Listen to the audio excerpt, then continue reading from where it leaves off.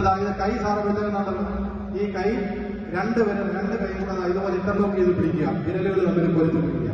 Okay, എന്നിട്ട് കൈയുടെ ഈ ഭാഗം, കൈയുടെ ഈ ഭാഗം ഇയാളുടെ നെഞ്ചിന്റെ നടുക്ക് ഭാഗത്തായിട്ട് കൊണ്ടുവയ്ക്കണം. നെഞ്ചിന്റെ നടുക്ക് ഭാഗത്തായിട്ട് കൈയുടെ ആ ഭാഗം കൊണ്ടുവയ്ക്കണം. നെഞ്ചിന്റെ നടുക്ക് ഭാഗത്തായിട്ട് കൊണ്ടുവയ്ക്കണം. ഓക്കെ, ഇനി നമ്മൾ ചെയ്യുന്നത് ഇയാളുടെ നെഞ്ചിനെ ഒരു 5 സെന്റിമീറ്ററെങ്കിലും താഴത്തക്ക രീതിയിൽ അമർത്തുകയാണ്. 5 സെന്റിമീറ്ററെങ്കിലും താഴത്തക്ക രീതിയിൽ 30 പ്രാവശ്യം അമർത്തുക. 1, 2, 3, 4, 5, 6, 7, 8, 9, 10. 1, 2, 3, 4, 5, 6, 7, 8, 9, 10. 1, 2, 3, 4, 5, 6, 7, 8, 9, 10. CPR എന്ന് പറയുന്ന പ്രഥമ ശുശ്രൂഷയുടെ ഏറ്റവും പ്രധാനപ്പെട്ട ഭാഗമാണ്. ഇതിനകത്ത് നമ്മൾ ചെയ്യുന്നത് എന്താണെന്ന് വെച്ചാൽ, അയാളുടെ ഹൃദയം മരിച്ചുപോയി ഇല്ലേ, ആ മരിച്ചുപോയ ഹൃദയത്തിന് സ്വയം ഇങ്ങനെ പമ്പ് ചെയ്യാനുള്ള കഴിവ് പോയി. അപ്പൊ നമ്മൾ അയാളുടെ നെഞ്ചത്ത് കൈവച്ചിട്ട് ഹൃദയത്തെ അങ്ങ് അമർത്തുക.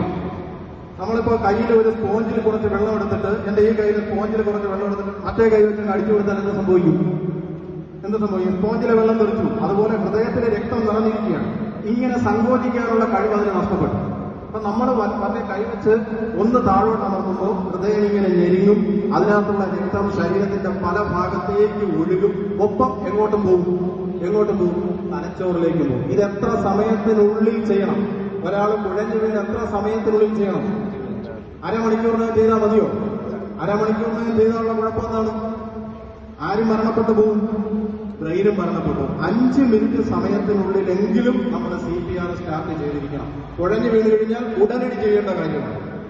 അപ്പൊ 30 പ്രാവശ്യം ഇയാളുടെ നെഞ്ചിനെ നമ്മൾ അമർത്തി. അടുത്തതെന്ന് പറയുന്നത് ഇയാൾക്ക് കൃത്രിമ ശ്വാസം കൊടുക്കുക എന്നുള്ളതാണ്. ഇത് നിർബന്ധമില്ല. ഇപ്പൊ പുതിയ